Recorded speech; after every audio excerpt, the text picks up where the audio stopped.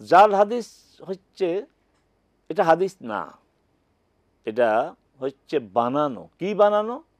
রাসূল সাল্লাল্লাহু আলাইহি সাল্লাম বলেছেন অথচ তিনি বলেন নাই, রাসূল সাল্লাল্লাহু আলাইহি সাল্লাম করেছেন অথচ তিনি করেন নাই, রাসূল সাল্লাল্লাহু আলাইহি সাল্লামের সামনে ঘটনা ঘটেছে অথচ আদৌ ঘটে নাই। এটা হচ্ছে জাল, এটা হচ্ছে মিথ্যা। পরিণতি কি? রাসূল সাল্লাল্লাহু আলাইহি সাল্লাম বলেছেন, মান কাযাবা আলাইয়া মুতাআম্মিদান ফালিয়াতাবাওয়া মাকআদাহু ফিন্নার। যে আমার ব্যাপারে মিথ্যা বলতে ইচ্ছা করে, সেই মিথ্যাটা কি?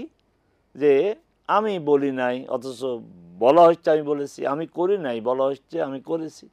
এইভাবে যে ইচ্ছা করে মিথ্যা আরোপ করে আমার উপর, সেই জন্য জাহান্নামে তার ঠিকানা খুঁজে নেয়। ইসলামী স্কলারগণ সবাই একমত যে ইচ্ছা করে এইভাবে হাদিস তৈরি করা হারাম এবং বড় ধরনের অপরাধ। আর এইভাবে এইগুলি প্রচারণা করা হারাম।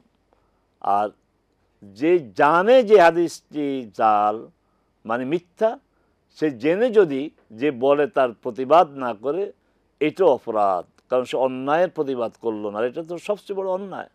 অতএব জাল হাদিসের ব্যাপারে সতর্ক থাকতে হবে। দুঃখের সাথে বলতে হয়, আমাদের আলেমরা এই জাল হাদিসের সাথে জড়িয়ে গিয়েছে।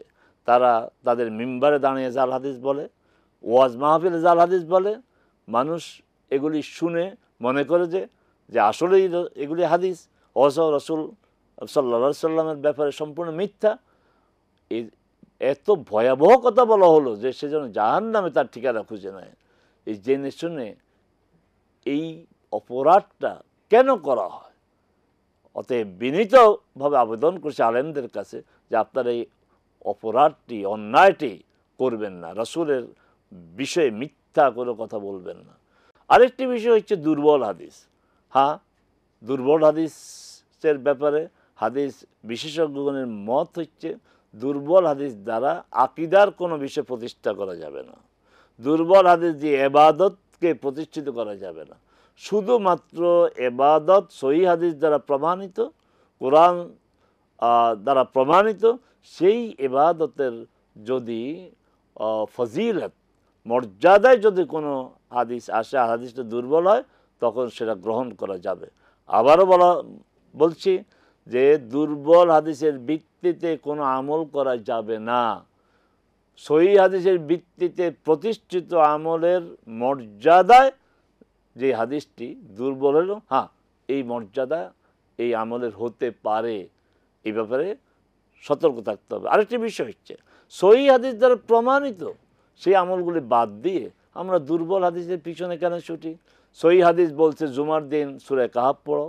সহিহ হাদিস বলছে রাসূল সাল্লাল্লাহু আলাইহি ওয়াসাল্লাম ঘুমানোর আগে সূরা সেজদা, সূরা মুলক পড়া ছাড়া তিনি ঘুমাতেন না। সহিহ হাদিস বলতেন সূরা ইখলাস, সূরা ফালাক, সূরা নাস পড়ার কথা।